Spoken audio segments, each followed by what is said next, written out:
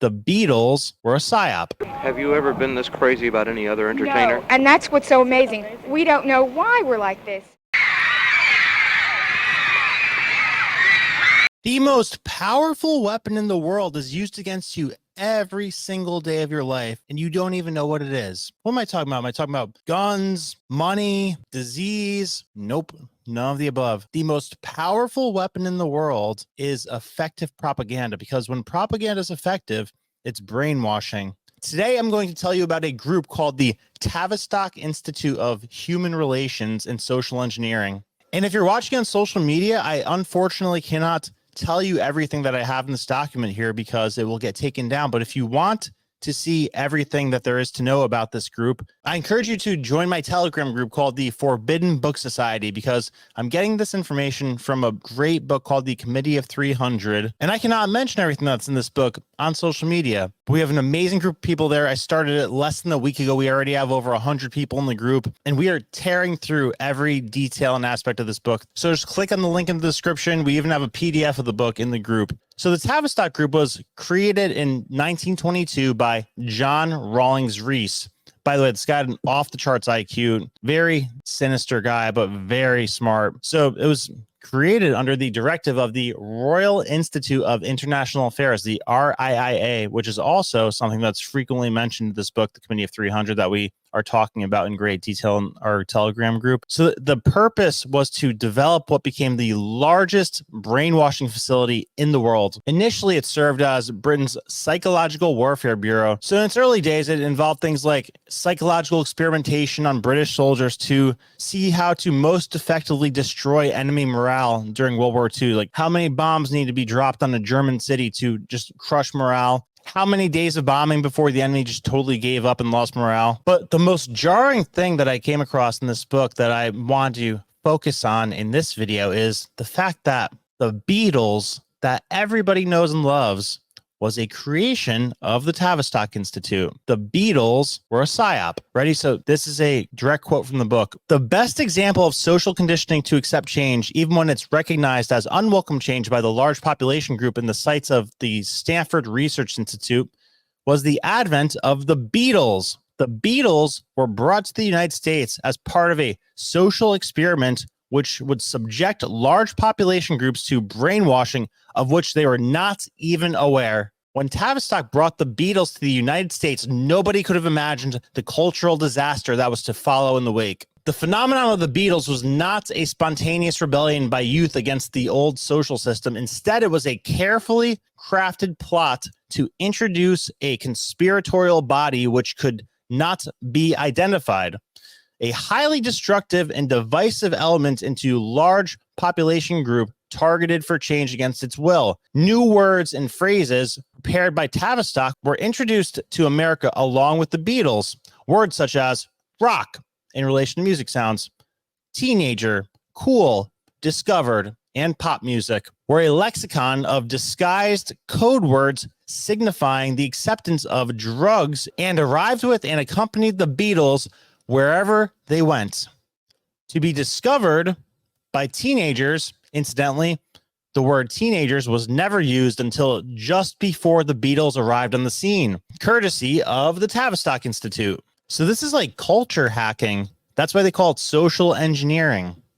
They know the exact words and the exact trends to set to achieve a certain cultural outcome. Back to the book. Quote, nobody would have paid much attention to the motley crew from Liverpool and the 12 Antinal system of music that was to follow if it had not been for an overabundance of the press exposure. The 12 Antinal system consisted of heavy, repetitive sounds taken from the music of the cult Dionysus in the Baal priesthood by Adomo and given a modern flavor by the special friend of Queen Elizabeth, and hence the Committee of 300. So I believe what he's alleging here is that the sounds and rhythms of the Beatle are from some ancient occultic rhythm that sort of hacks the consciousness and creates a certain reaction from you. So some real spiritual, psychological combination here. I mean, I always was suspicious of something like this just because of the trance, the craze that you could see in people's eyes. Like, I love you, Paul, and please come to the window so I can just see you.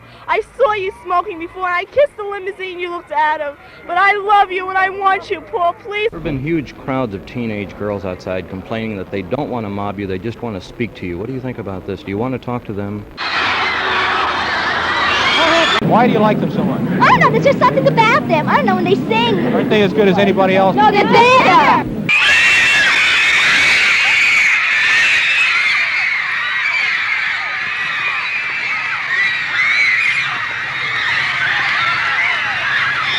Have you tried to sneak into the hotel? Yes. Yes, we were in the hotel. Well, the Monaco was not like that. We came here at 6 o'clock in the morning, 5:30 to see them, and all they do is push you farther and farther away, and then they don't even let you see them. You've been here since 6? Yes. Have you ever been this crazy about any other entertainer? No. And that's what's so amazing. We don't know why we're like this. they're in this hypnotic rhythm when they're at these concerts of bands that they're just diehard fans for. You know, you can even see it at Taylor Swift today. I mean, there's nothing in this book about Taylor Swift being a Tavistock Institute creation, but the fervor in which the Swiftie cult, you know, acts with, I mean, I can't help but wonder if she's a creation of this as well.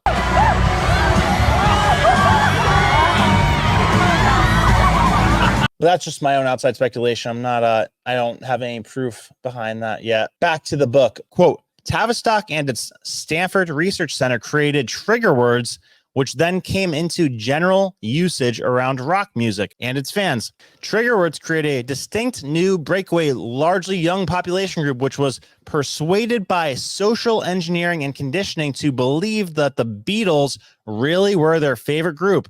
All trigger words were devised in the context of rock music, were designed for mass control of the new targeted group, the youth of America. I'm going to, of course, address this at the end, but is this reminding you of anything that's going on today? Think about that for a second. We'll get back to it. Quote, the Beatles did a perfect job, or perhaps it would be more correct to say that Tavistock and Stanford did a perfect job. The Beatles merely reacting like trained robots with a little help from their friends, code words for using drugs and making it cool. The Beatles became a highly visible new type, more Tavistock jargon, and as such, it was not long before the group made new styles, fads in clothing, hairstyles, and language usage, which upset the older generation as it was intended. This was part of the fragmentation, maladaptation process worked out by Willis Harman and his team of social scientists and genetic engineering thinkers, and put into action. Think about any high school in America over the last, decade by decade. What is it that sets the fads and the trends? Do you think that's all organic, or are they being programmed to think certain things are cool?